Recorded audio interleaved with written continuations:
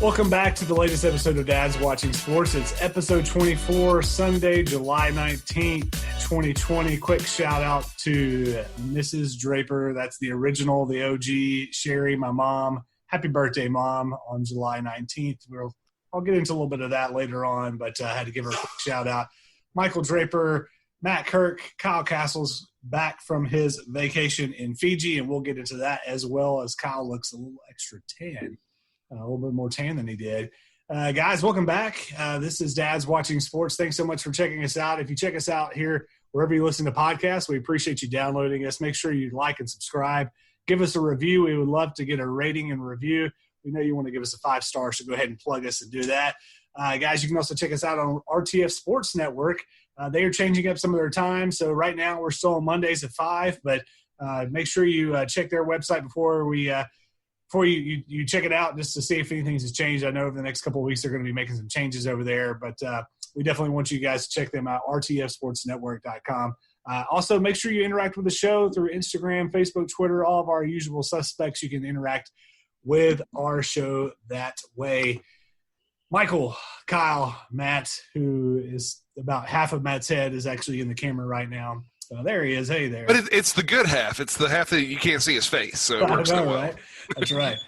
So I've been relegated to the bedroom, which is normally, Kyle, a very good thing. But my internet is crapping out. It's funny. We're going to talk about vacations. I was in the middle of Podunk, middle of absolute nowhere, Georgia / South Carolina all last week, and had unbelievable Wi-Fi. Here I am in the middle of my house. And can't have that same luxury, so I've been relegated to the bathroom, or to the bedroom, excuse me. Not in the bathroom, folks, to the bedroom, which, again, normally is a good thing.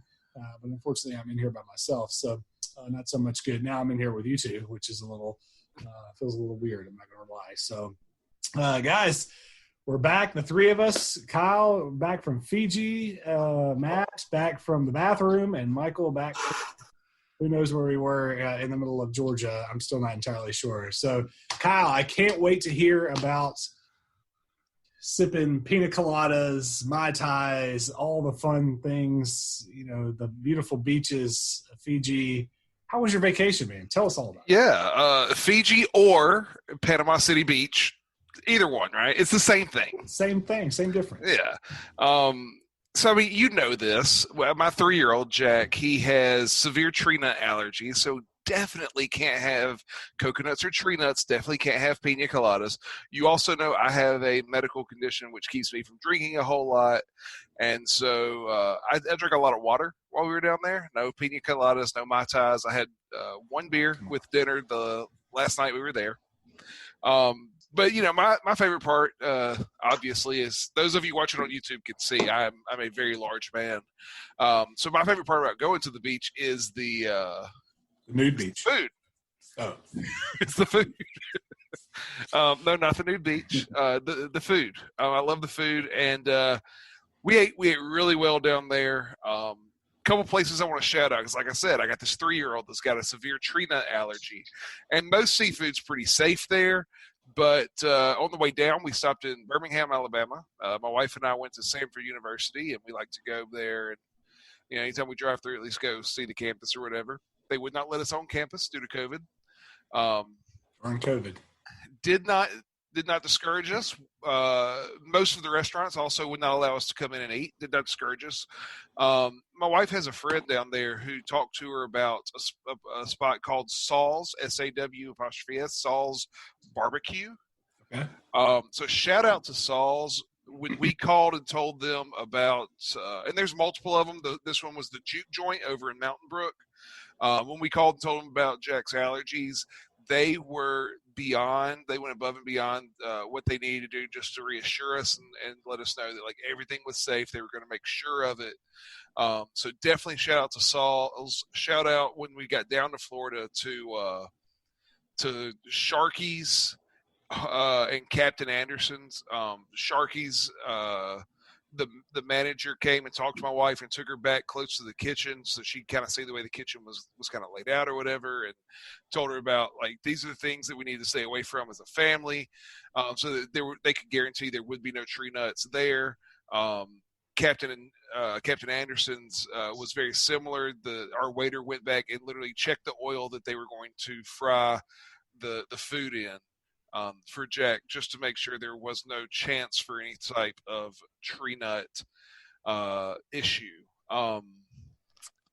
But all in all, it was a great trip. I burned. My wife and my kids tanned. However, I still lost weight. I came back about 2 pounds lighter, even for vacation. So I'll take that. We didn't get to spend a lot of time at the beach. We have a 7-month-old, and she wanted to nap, and it took us about half the week before she would actually take a nap outside. Ooh. So that was difficult. But the last half, it worked out really well. We had a good time. We all got airbrush T-shirts. I'll probably throw mine on next week. Nice. Throw it off. Nice. Yeah, Wrigley's a big Batman fan. He got a Batman airbrush. Jack got a SpongeBob airbrush. Hannah, the 7-month-old, she got a little baby sea turtle with a bow. Mama got an anchor on pink. I don't know. And then I got a really cool one. It's like a pirate skull with the crossbones, and there's like a pirate ship inside the skull with my name over the top of it because, nice. It's what's got to happen. You can't go to Florida without the airbrush. Yeah. Hey, look, if you're going to PCB, you better come back with a PCB airbrush. That's right. Matt, do you have something you want to throw in? Yeah. Speaking of airbrushes, did you get a henna tattoo too? I did not get a henna tattoo, but the boys both got the shark tooth. You remember the shark tooth necklaces? Oh, yeah. Both of them got one of those, so that was nice. fun. Cool. And I had 2 more things, Kyle. First off, yeah. I've been to a nude beach before, and there were people trying to eat at that nude beach, but when I got nude, they were not able to eat. So yeah, that would be rough. I mean, probably want to stay away from the raw oysters on the nude beach. Yes, without a doubt. There you go.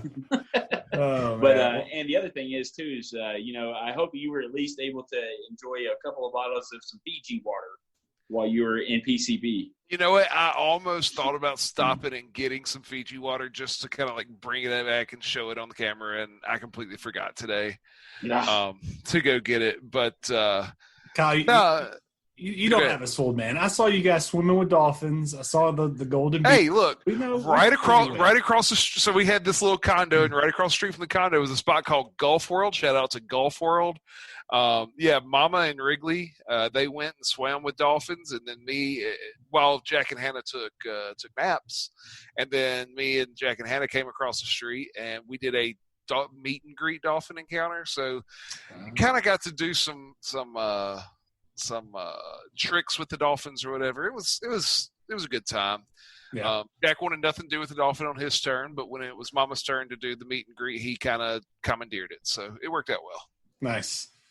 Well, the Draper family, we were also on vacation last week, as I mentioned on the show, and we had an awesome show. If you haven't checked it out yet, check it out. And it wasn't because Kyle wasn't there, but we did have Ryan Lemon from Kentucky Sports Radio who joined. It was really cool talking about his story of he and his wife adopting several kids over the course of their lives, and it was really cool. So definitely check that out if you're a Kentucky fan. If you're a dad and you're thinking about some adoption stuff, just check that out. But we were on vacation too. We went to Toccoa, Georgia, which is basically right on the Georgia-South Carolina border to Lake Hartwell. And guys, it was awesome. I mentioned on the show last week we had a really rough first day. The first day, my father-in-law drops my son in the water. Luckily, he had his puddle jumper on.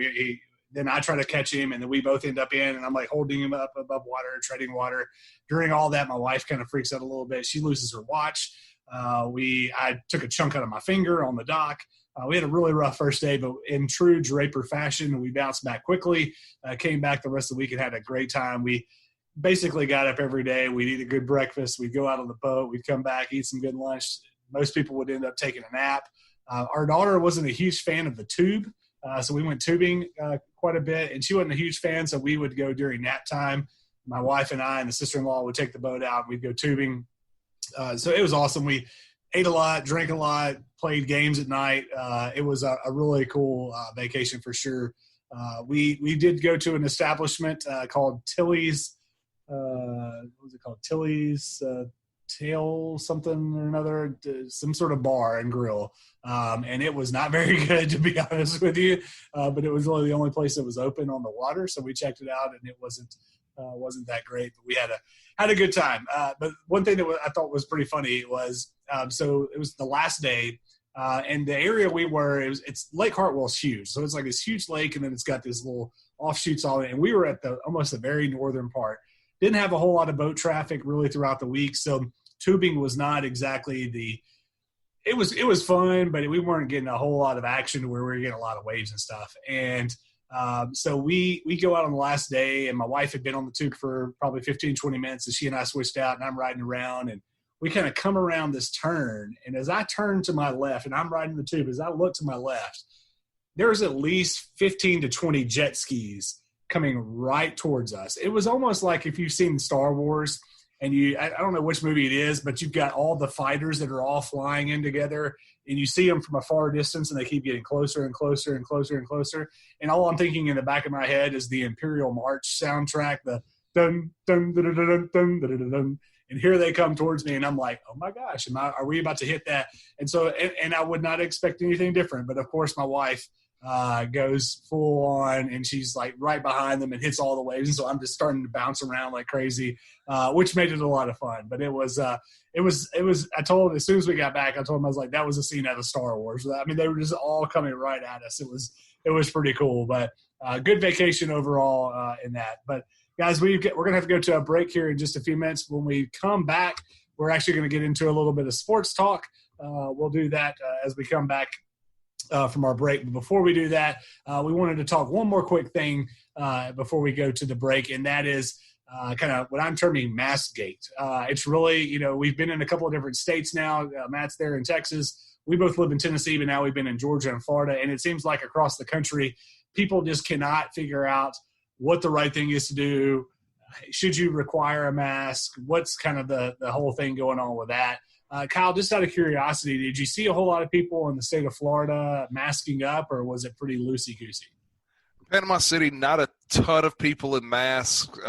We looked at the numbers for Bay County, which where Panama City is, and their numbers are actually less than what we have in the county we live in, Mike.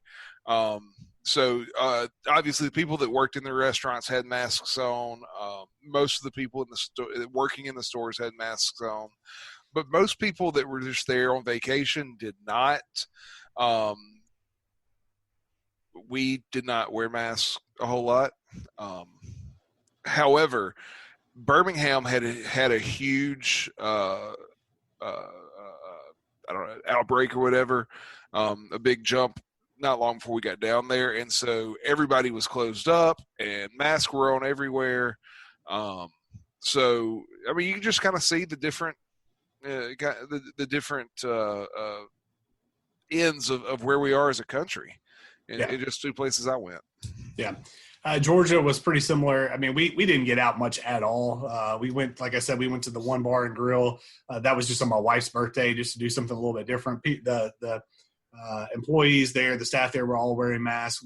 We had tables that were completely far apart from people. They were really putting social distancing in. We went to the grocery store a handful of times.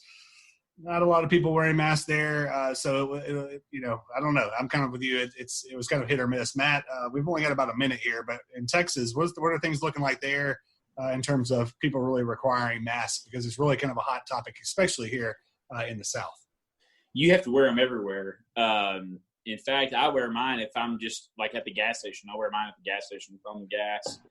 But we're actually looking at going to Colorado, and they actually just initiated for the first time everyone must wear a mask rule if you're in a group. So I thought that was pretty interesting. But yeah, I mean, I wear mine everywhere, and I know my wife does, and they have one where you have to wear it if you're at any public place here in Texas. I don't know. I mean, you can have your political stances on it, but it's people are kind of all over the board for sure.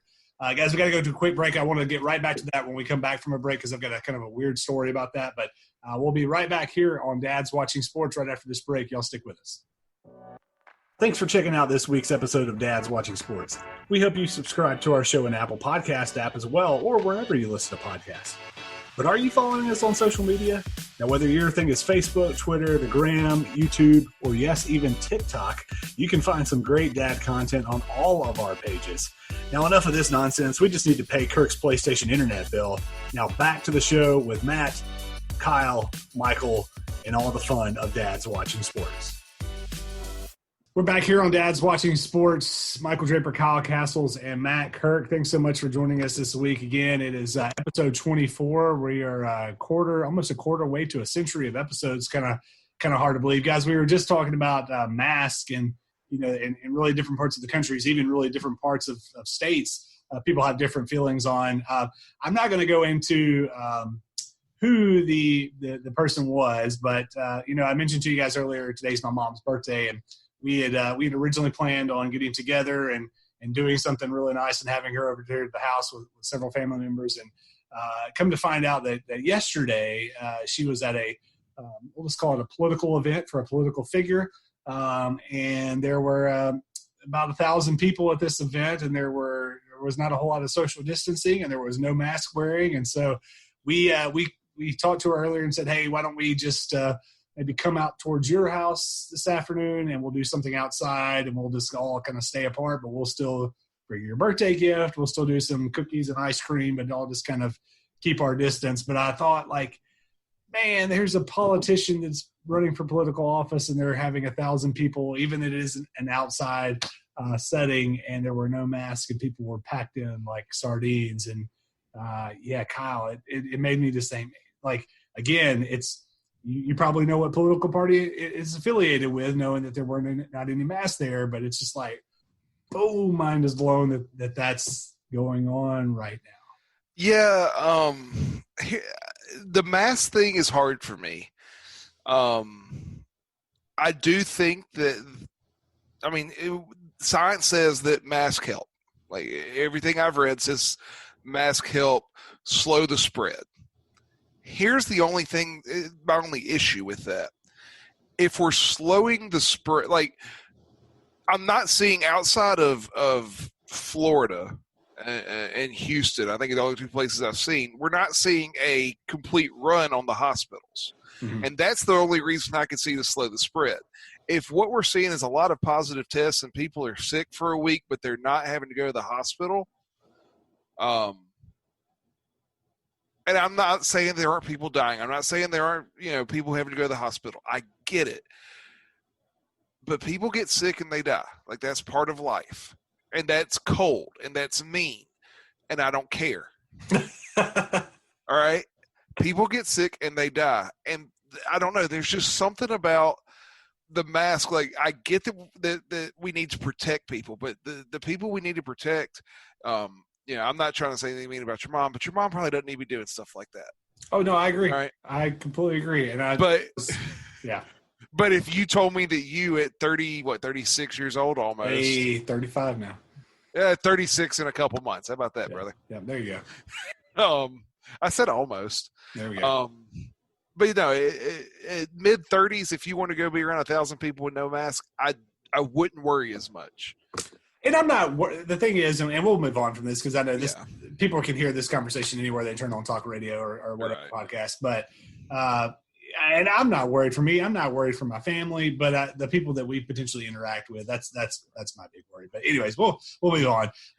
Matt, we're starting to really get some sports back. I know this wasn't on kind of our topic of list to talk about, but baseball is back. We've had a couple of kind of summer league games that would have been in normal times would have been spring league or spring training games, and we're pushing forward to it. Also, something that came out just in the last couple of days: the Toronto Blue Jays, the Canadian, I guess the government is not going to allow them to play home games in Toronto because they would be going back and forth between the states. What's your take on the Blue Jays? And it looks like they may either be in Florida, they might be in Buffalo. But now here's a team that is severely impacted by coming back to play. The Blue Jays are. And the Buffalo thing I read today, they said apparently that it is unlikely because they don't have sufficient lighting for night games at Buffalo. Yeah. So from what I read, it looks like they're going to be in Florida, but the players don't want to play in Florida. And I don't blame them, to be quite honest. But I think what's going to happen to them is they're going to have to I think they may have to play at everyone else's stadiums and just play all road games this season. That's kind of what I think is going to happen. But in my opinion, they shouldn't be traveling anyway. They should be at hubs like they're doing in the NBA and just split them up.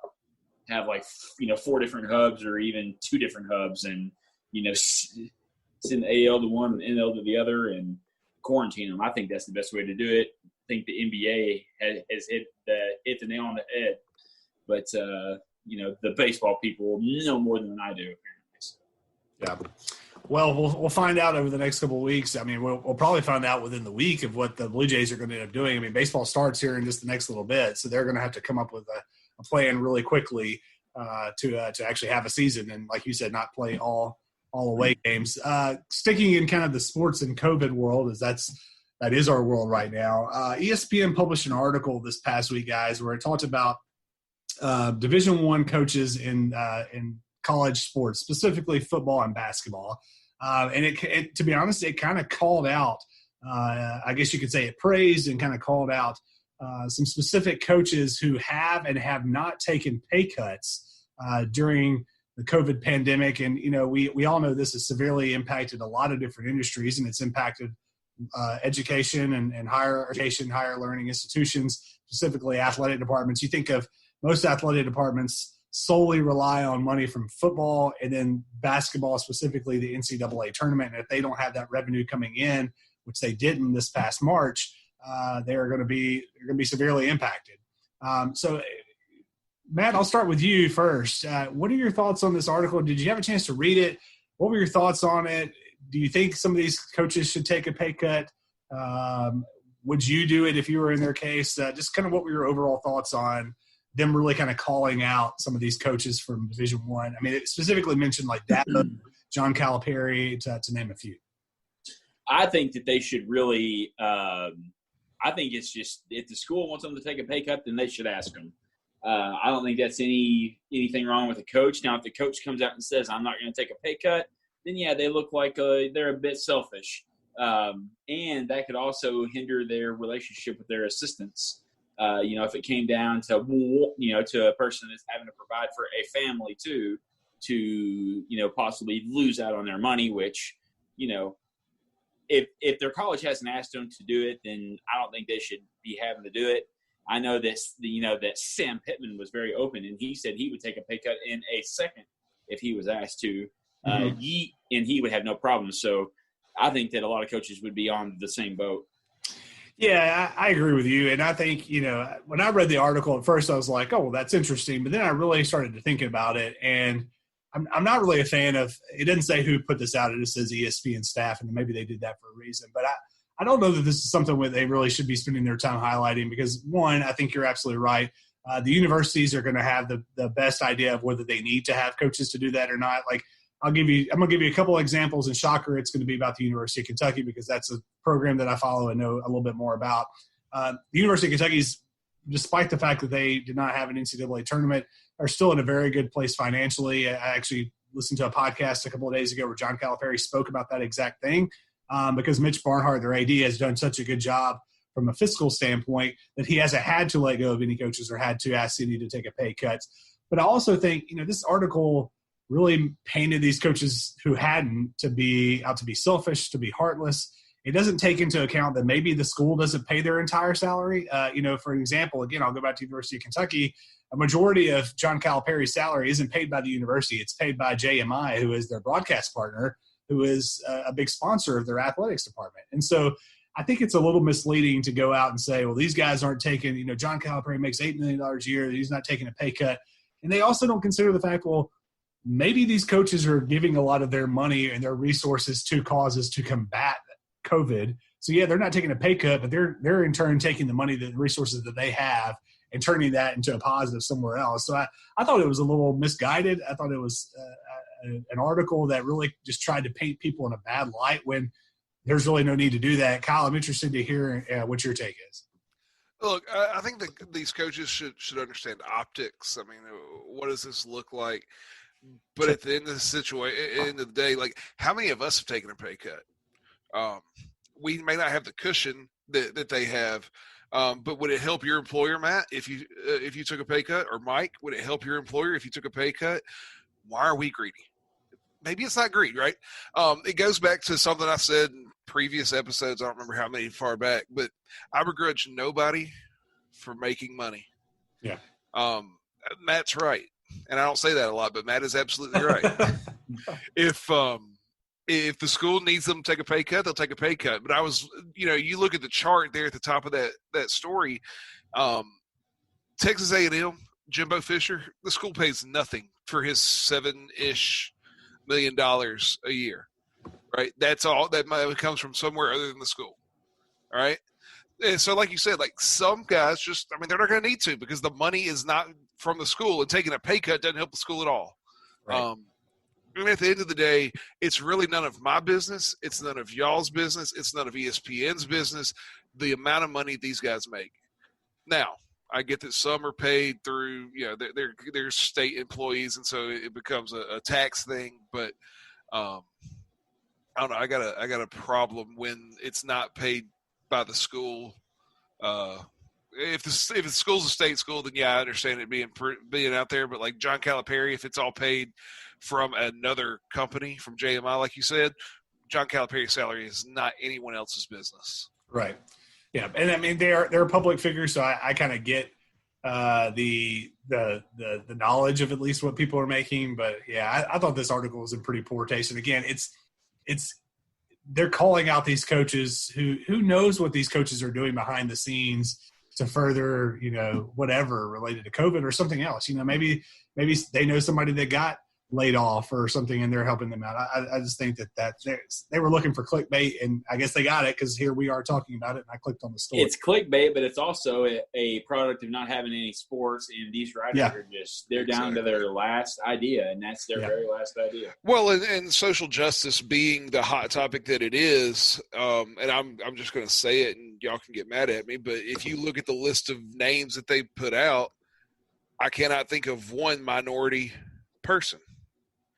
It's a bunch of rich white dudes, and in this climate that we find ourselves, it's easy to vilify the rich white dudes. It's true. There's no doubt about that. Guys, we're going to switch gears just quickly before we go to break here. A couple of weeks ago, we talked about English Premier League football and taking on the fanhood of a couple of teams. Kyle, we talked about it briefly. Matt and I did on last week's episode. I believe you decided to go with Tottenham, the Hotspurs. The Hotspurs, baby. Who got a victory over my Newcastle United this past. Yeah, I was going to bring that up. 3-1. Yeah, 3-1. Yeah. It was, and then if you notice, the Spurs came out again today and got a 3-0 win over Leicester City. Yeah, they did. Yeah, Leicester City. So yeah, the Hotspurs are on a roll. Harry Kane, 2 goals today. Harry Kane, those of you who don't know, he is England national team's captain. So really good striker, forward, whatever you want to call him. So the Hotspurs killing it right now. They are. They're playing well. Maybe one team that's playing a little bit better, though, is Chelsea, who's Matt's team. Chelsea got a big win over Man U today, Matt.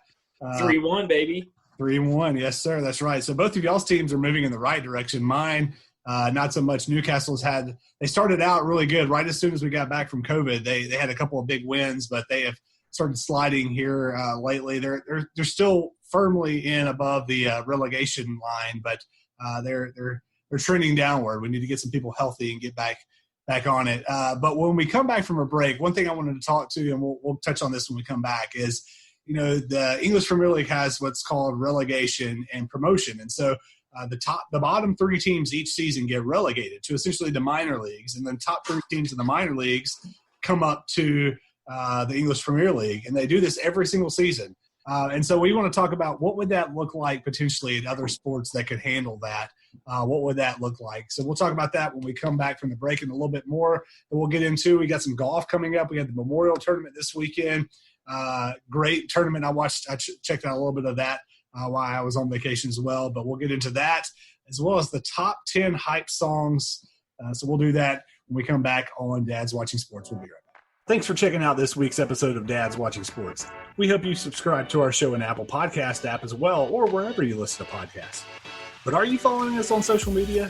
Now, whether your thing is Facebook, Twitter, the Gram, YouTube, or yes, even TikTok, you can find some great dad content on all of our pages. Now, enough of this nonsense. We just need to pay Kirk's PlayStation internet bill. Now, back to the show with Matt, Kyle, Michael, and all the fun of Dad's Watching Sports. And we're back here on Dad's Watching Sports. Michael Draper, Kyle Castles, and Matt Kirk. We were just talking EPL, English Premier League. I'm rocking my Newcastle United, the Toon Army. Guys, we're going to get back in there. Don't you worry. Matt, you mentioned last week that Chelsea had Christian Pulisic on the team that's a member of the United States team. We also have one here on Newcastle United, DeAndre Yedlin, who was really, I guess it was about maybe 2 World Cups ago that really kind of had his breakout in that, but he's still on the USA team, national team. So we'll get there with Newcastle. Don't you worry. One thing we are not worried about it over in the Toon over in Newcastle is relegation. And guys, as I mentioned before we went to break, it's really kind of cool how the EPL does this. The bottom 3 teams, there's no tanking for draft picks in the English Premier League because if you're in the bottom 3, you get bumped down to a completely different league. And we'll just kind of put this for those of you that are joining us that aren't really familiar with I guess football from across the pond. It would essentially be, Kyle, like if a team was in the bottom of the SEC and they got relegated to Conference USA, more or less, or something like that. So with that thought, and maybe that's our example right there. Let's start with NCAA football. Matt, what's that look like? Let's just say for the SEC. If say Ole Miss, Arkansas, and Vandy are the bottom 3 teams, and I know Arkansas won't be there because I know you're going to cheer them on the victory, but they're the bottom 3 teams at the end of the 2021 season, and they get relegated to Sun Belt or Conference USA. Or to the Big Ten. Nice. I like it. Or to the Big Ten. Are you in favor of bringing relegation over to the states for bigger sports? I think that if the money pot was all the same, then yeah. But I mean, you can't do that because different conferences bring in different amounts of money, and those universities survive off of that money. So I would say it would be cool in theory. But as my Razorbacks are bottom dwellers the last few years, I'm going to say no. How? Yeah, so I think it could build some intrigue, especially in something like college football. I mean, imagine bringing North Dakota State in to the big time and put them in. My thought would be like D2 or one FCS up to FBS, and they would go to like the Mountain West, sending somebody like UNLV down to I forget what conference North Dakota State's in. But, I mean, that would kind of be cool. It's more than just money, though, Matt. As far as competition, you run into some problems. FCS schools have fewer scholarship players than FBS schools, which is why you see a lot of times when FCS schools play FBS schools, those FCS schools kind of hang in there for the first quarter, the first half, and then it seems like they just run out of steam. It's because when you start to run out, you put in backups, and those backups are either younger or not scholarship players or stuff like that in FCS schools. Where FBS schools, they can roll in another, big time player. So let me ask you guys this then. I mean, and not that I disagree with it. It sounds like for college football, it'd be very tough to pull this off. What sport do you think that could pull this off? Because I have in the back of my mind, I'll let y'all go first. The only one I can think of that would really work. Matt, I'll pitch it to you first. What sport do you think could pull this off or would actually be somewhat successful? I think college basketball could, because I feel like that the tournament's there for a reason, and these Cinderella teams could make runs in a big conference and then really put themselves out there to and keep themselves in there. Just back whenever Butler had their little run where they were really good. They could be in the ACC now, based on their run there for a while. Kyle? I could maybe see baseball doing it I mean, you have a minor league system in baseball, so it's kind of set up somewhat similarly to the English soccer leagues with Premier and everything underneath it. That would be the only one where I could see it maybe happening.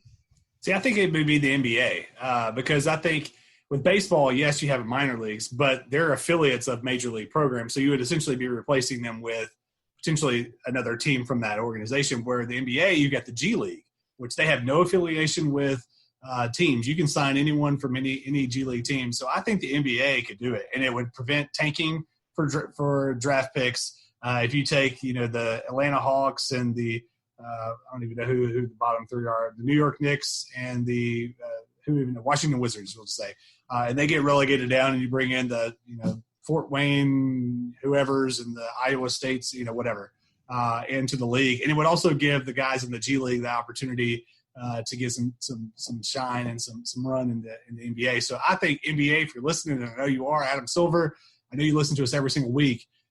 Let's bring relegation in. Not this season. We got too much going on this season. But 2021, I want to see it happening in the NBA. Again, I think that's the only one we could actually pull it off on. Guys, we're going to shift gears to golf just for a quick bit. We had the Memorial Tournament this past weekend, the Jack Nicklaus tournament, who unfortunately came out today. He actually admitted that he tested positive for coronavirus, so our thoughts and prayers are with the Golden Bear there. But, guys, Tiger barely makes the cut. He was at +3 going in to the last two rounds. The cut at the last minute kind of dropped off, and he barely made the cut. He ended up not being really in any contention at all. But I feel like anytime there's a tournament where Tiger either plays well for a couple rounds or really tanks for a couple rounds, the conversation comes around to is peak Tiger done? Kyle, very quickly, do you think we'll ever see the Tiger of old coming back? Peak Tiger is not coming back.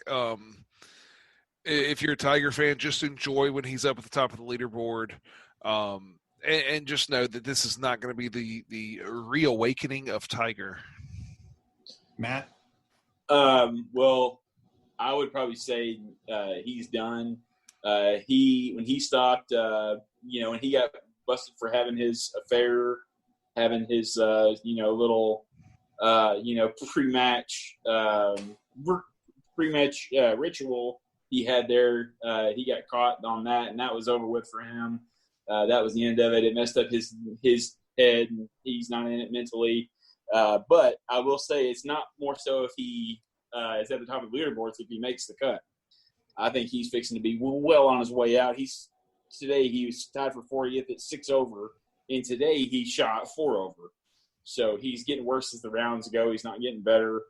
I'd say it's time for him to toss his clubs into the pond.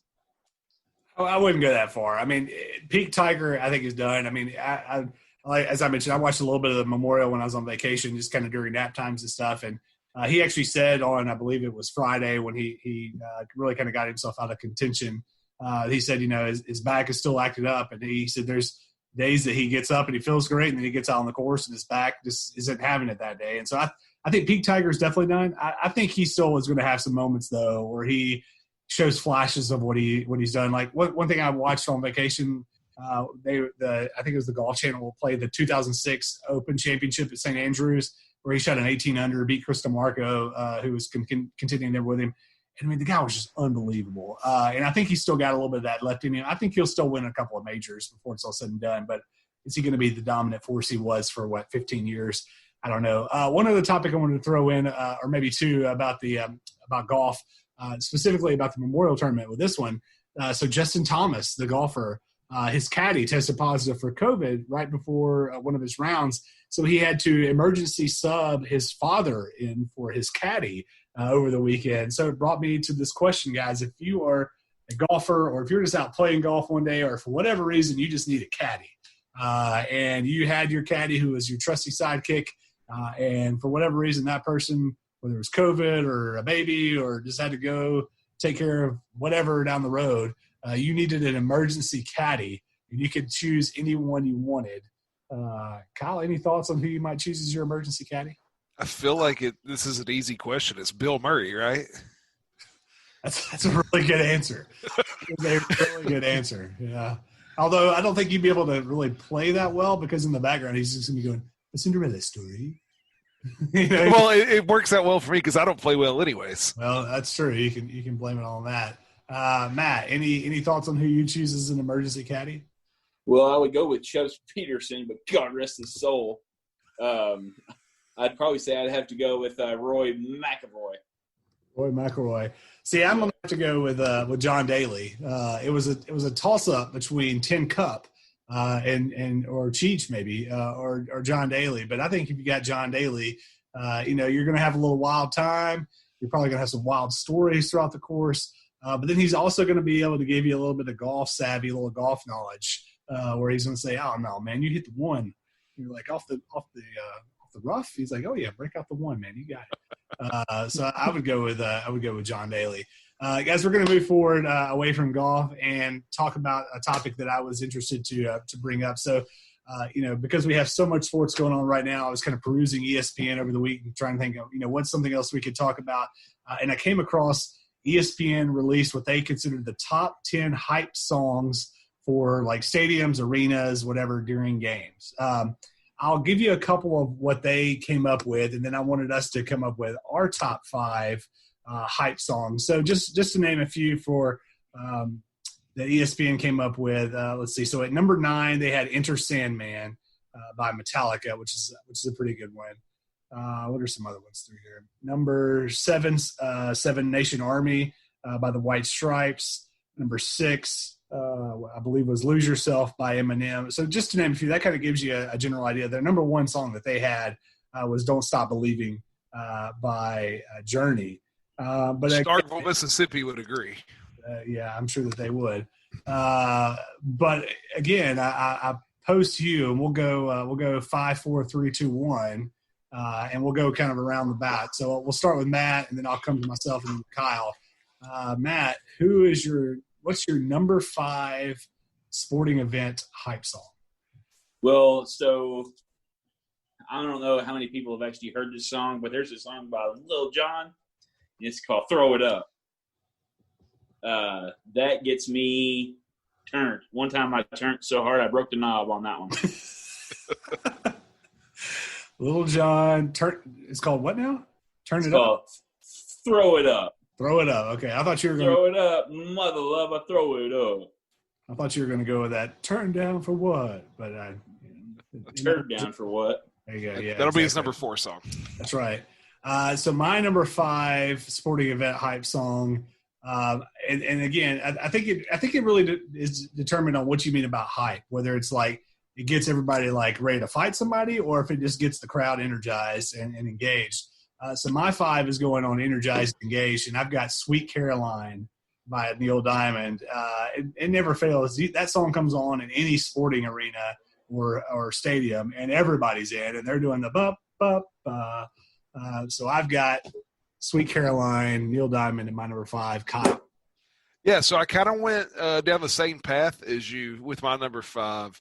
Not the same song, though. I went with "Cotton Eye Joe" by the Rednecks. Oh, nice. Yes, Cotton If that doesn't get people up and slapping their knee and dancing and making fools of themselves, nothing else will.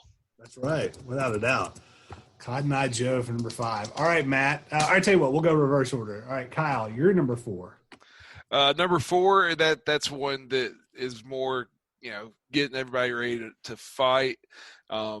I remember hearing this in locker rooms, getting ready to go out and play games. "Never Scared" by Bone Crusher, featuring Killer Mike and T.I. Never scared. There we go. Never scared. We ain't never scared. Anyway. That's right.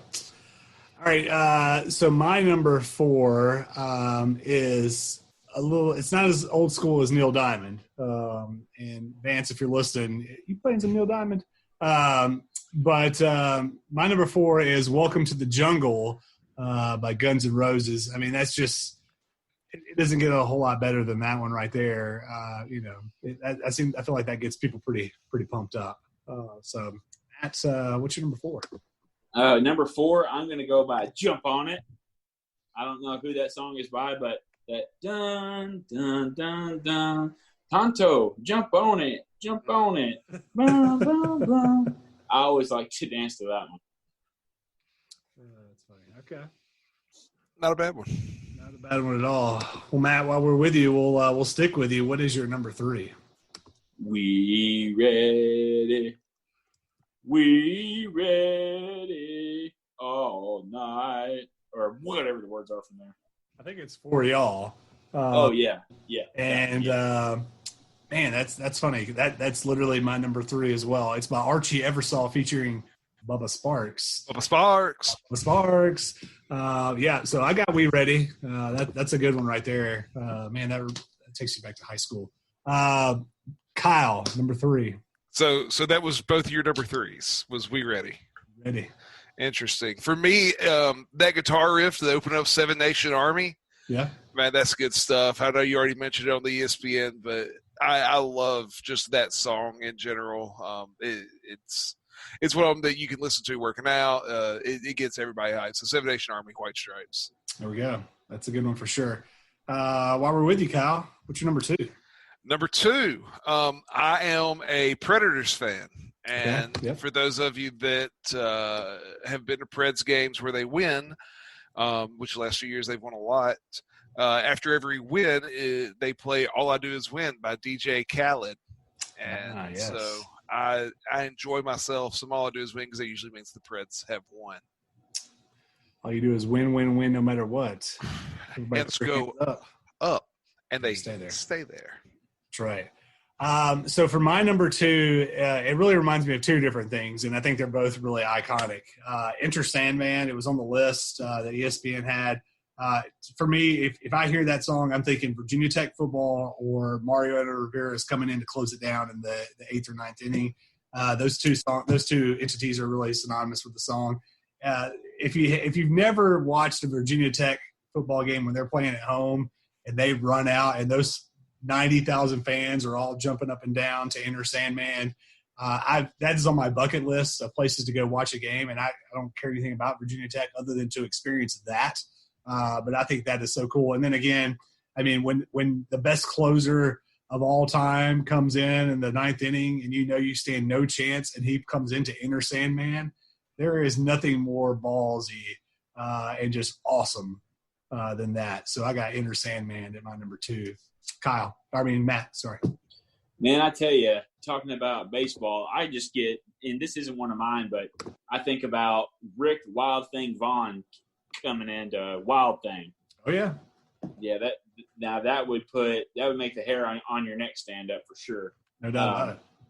But for me, I got number 2 with that ba with the ba da bang diddy. Kid Rock. Yeah.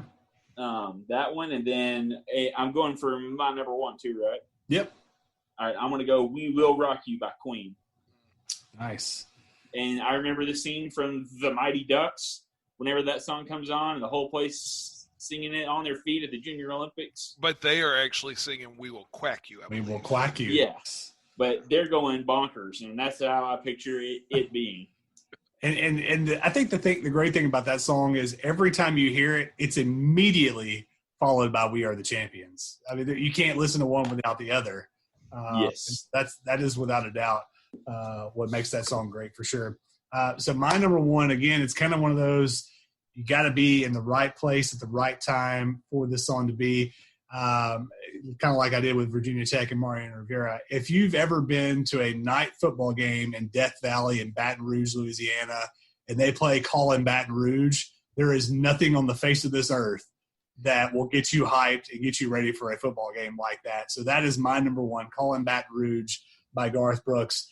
It's the best football atmosphere of any atmosphere I've ever been in. And when they play that song and there's 100,000 drunk Cajuns singing at the top of their lungs, it may not smell great, but it's going to sound great. And it will, Matt, you mentioned the hair standing up on the back of your neck.